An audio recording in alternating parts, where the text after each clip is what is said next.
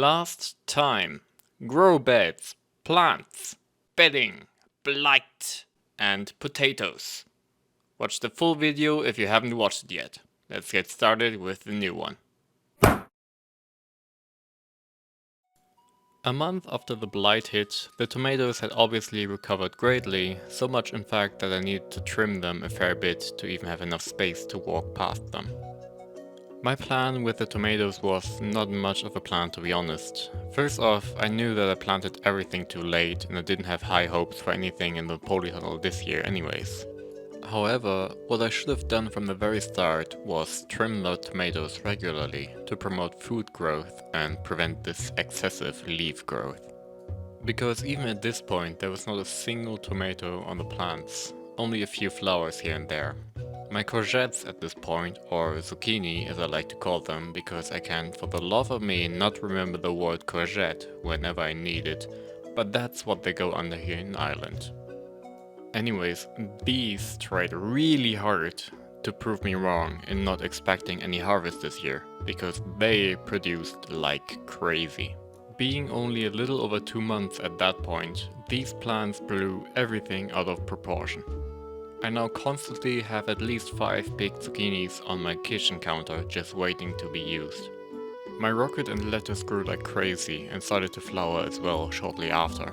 In preparation of the winter, I planted some more of it in the bed next to it.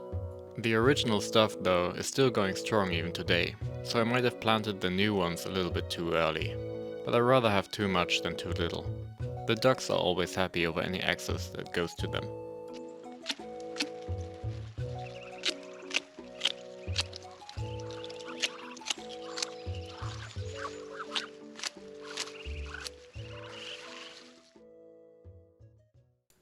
Having a look at the entire Polytunnel at the start of October, my tomatoes finally at least tried to produce some fruit.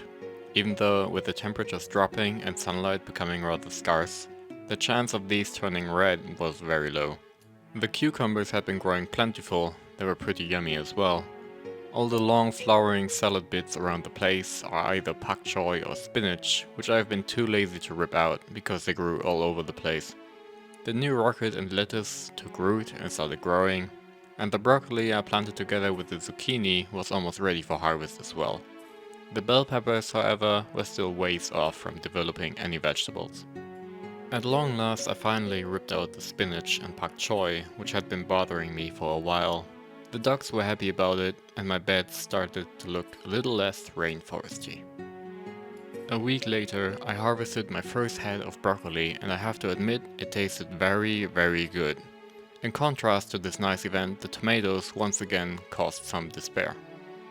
They developed yet another disease, which thankfully only affected the tomatoes and none of the other plants. So yet again, in the try to counter this, I removed all affected leaves and some more.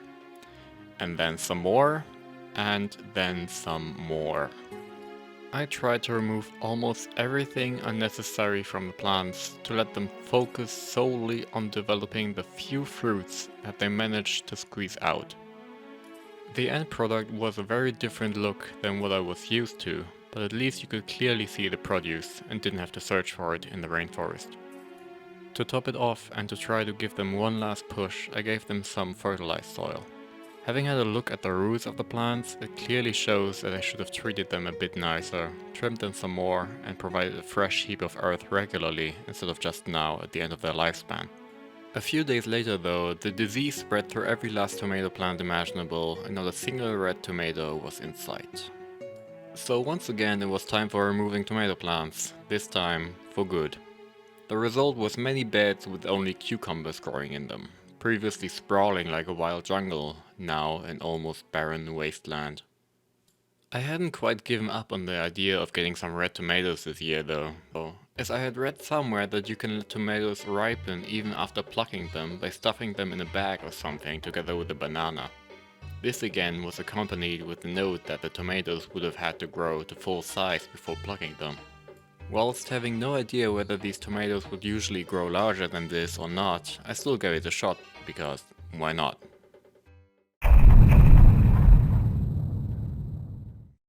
Autumn came at me with full force, in terms of heavy rainfalls, but still astonishingly mild weather. At some days up to 20 degrees Celsius, it was indeed a warm start of the month. In between these days, with my potato plants having long since died down, in one of the rare days where it didn't rain, I decided to dig up my potatoes. Well, it's not like I didn't find any.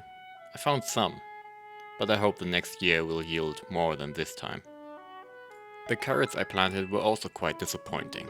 Then again, both the potatoes and carrots had been planted not only way too late, but half-assed without any research done whatsoever.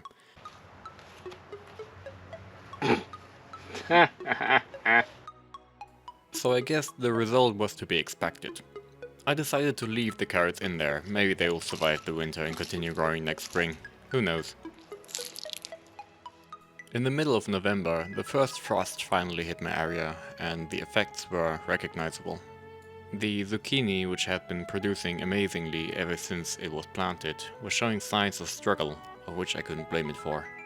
The bell peppers, which started producing some sort of flower, had been affected by the frost and started dying as well.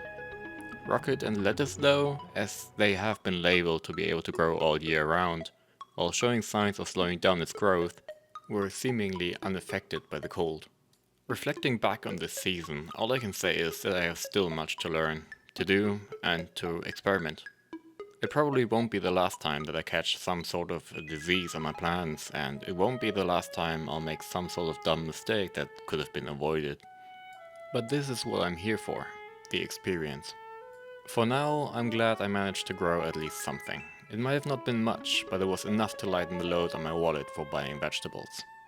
The absolute MVP of this season is none other than my zucchini plants. Only a month after planting them, they provided me with tens of kilograms of vegetable, which I was able to incorporate in almost any dish. If I were to break down what I harvested this season, all of which are rough estimates, it would end up something like this. Roughly 15 kilos of salad leaves, 4 kilograms of green tomatoes, 30 kilos of cucumber, 3 kilos of potatoes, 5 kilos of broccoli, and roughly over 100 kilos of zucchini. Like I said, rough estimates, but you get the idea. I do hope that I can expand on this next year and obviously have numbers that far surpass these ones. But this is pretty much my season done. I'll be getting the most of what's still growing, still harvesting some broccoli here and there, and maybe the odd zucchini and cucumber. But this will be the end of my growing season. Thank you for watching. If you enjoyed this video, I would appreciate if you could subscribe to the channel. It helps a lot. Have a nice day.